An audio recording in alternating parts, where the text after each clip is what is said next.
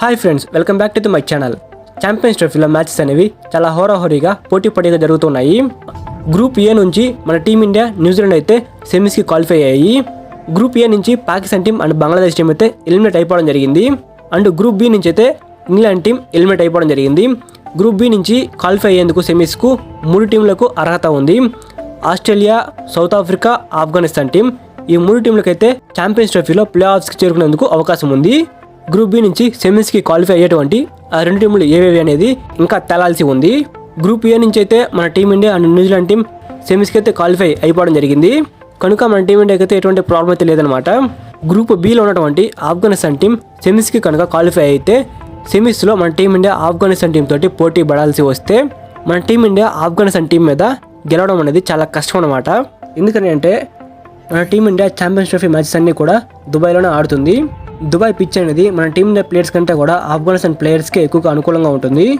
దుబాయ్లో ఉన్నటువంటి ఆ పిచ్ మీద మన టీమిండియా 2 మ్యాచ్లు ఆడినప్పటికీ కూడా ఆఫ్ఘనిస్తాన్ టీం మీద గెలవడం అనేది చాలా కష్టం అనమాట.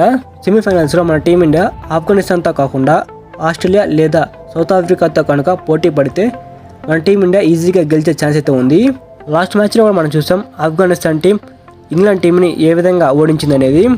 ఆఫ్ఘనిస్తాన్ బౌలర్ అయినటువంటి అజ్మతుల్లా ఉమర్జై 5 వికెట్లు తీసుకున్నాడు. And Afghanistan batsmen Ibrahim Jordan 170 పరుగులు చేశాడు. అండ్ మరొక ఇంట్రెస్టింగ్ పాయింట్ ఏమిటంటే ఆఫ్ఘనిస్తాన్ యొక్క బలం ఏమిటంటే ఆ టీం యొక్క బౌలింగ్ స్పిన్ యూనిట్. ఆఫ్ఘనిస్తాన్ టీంలో రషీద్ ఖాన్ అండ్ నూర్ అహ్మద్ లాంటి యంగ్ అండ్ టాలెంటెడ్ స్పిన్నర్స్ ఉన్నారు. ఈ దుబాయ్ పిచ్ అనేది ఈ స్పిన్నర్స్కి బాగా అనుకూలంగా ఉండే అవకాశం ఉంది. ఈ పిచ్ మీద కనుక బాల్ కనుక టర్న్ అయితే రషీద్ ఖాన్ని, నూర్ అహ్మద్ని ఆపడం చాలా కష్టం. ఈ సెమీఫైనల్స్ అనేది మన టీమిండియాకి చాలా ముఖ్యమైన మ్యాచ్ అనమాట. ఈ సెమీఫైనల్స్లో కనుక ఆఫ్ఘనిస్తాన్తో పోటీ పడితే మన టీమిండియా గెలవడం అనేది చాలా కష్టం. మన టీమిండియాకి నెక్స్ట్ మ్యాచ్ వచ్చేసి న్యూజిలాండ్తో ఆడబోతుంది. ఈ మ్యాచ్ మార్చి 2వ తేదీన జరగబోతుంది. ఈ మ్యాచ్లో కనుక మన టీమిండియా గెలిస్తే గ్రూప్ ఏలో మన టీం టాప్ పొజిషన్లో ఉంటుంది. అండ్ గ్రూప్ 2లో సెకండ్ ప్లేస్లో ఏ టీం అయితే ఉంటుందో ఆ టీం తోటి మన టీమిండియా సెమీఫైనల్స్ ఆడాల్సి ఉంటుంది. మన టీమిండియా ఫైనల్స్కు చేరాలంటే ఈ సెమీఫైనల్స్ అనేది చాలా కీలకంగా మారబోతుంది. సో మార్చి 2న జరగబోయే న్యూజిలాండ్తో మ్యాచ్లో మన టీమిండియా ప్లేయింగ్ 11లో చాలా మార్పులు జరిగే అవకాశం ఉంది. మన టీమిండియా కెప్టెన్ అయినటువంటి రోహిత్ శర్మ కూడా ఆ మ్యాచ్కి అందుబాటులో ఉండే అవకాశం కనిపించడం లేదు. ఎందుకంటే లాస్ట్ మ్యాచ్ ఏదైతే ఉందో పాకిస్తాన్తో జరిగిన మ్యాచ్, ఆ మ్యాచ్లో రోహిత్ శర్మ యొక్క తొడలు పట్టడం వల్ల గ్రౌండ్ నుంచి బయటకు వెళ్ళాడు. ఆ ఇంజురీ వల్ల నెక్స్ట్ మ్యాచ్కి రోహిత్ శర్మకి రెస్ట్ ఇస్తారేమో అనిపిస్తుంది. ఆల్రెడీ మన టీమిండియా సెమీస్కి క్వాలిఫై అయింది కాబట్టి నెక్స్ట్ మ్యాచ్లో రోహిత్ శర్మకి రెస్ట్ ఇచ్చినా కానీ పర్వాలేదు.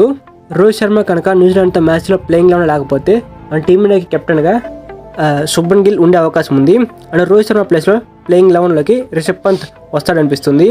రోహిత్ శర్మతో పాటుగా మొహమ్మద్ షమి కూడా నెక్స్ట్ మ్యాచ్లో ఇంజురీ కారణంగా దూరమయ్యే ఛాన్స్ ఉంది. పాకిస్తాన్తో జరిగిన మ్యాచ్లో కూడా మనం చూసాం మొహమ్మద్ షమి బౌలింగ్ వేయలేక గ్రౌండ్ నుంచి బయటకు వెళ్ళాడు. ఆ మ్యాచ్లో మొహమ్మద్ షమి 1 వికెట్ కూడా తీయలేదు. మొహమ్మద్ షమి లెగ్ ఇంజురీ వల్ల తనకి నెక్స్ట్ మ్యాచ్లో రెస్ట్ ఇచ్చి తన ప్లేస్లో హర్షదీప్ సింగ్ని తీసుకునే అవకాశం ఉంది. మన టీమిండియాకి న్యూజిలాండ్తో జరగబోయే మ్యాచ్లో ఈ 2 కీలకమైన ప్లేయర్స్ అయితే ఆ మ్యాచ్లో ఉండకపోవచ్చు.